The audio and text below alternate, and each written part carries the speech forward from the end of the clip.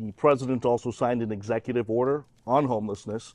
How do you plan on being proactive in response to that? And would you consider litigation or a lawsuit against the Trump administration there as well? Yeah, thanks for the question, Jonathan. So, from a policy standpoint, we don't think first of all, a lot of his terms are vague and general.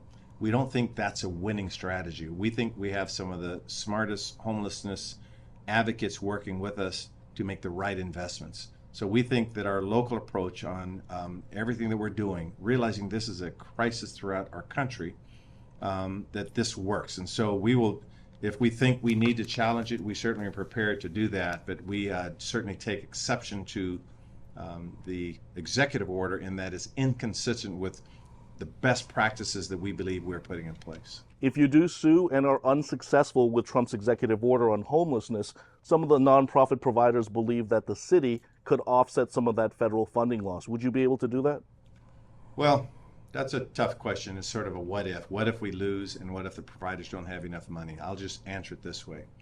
That if you look under our administration, we've put over $1 billion into housing strategies. Our current budget, we put in about $343 million in housing strategies.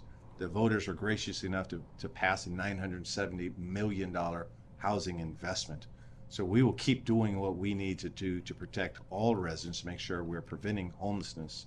We will use the court system if necessary.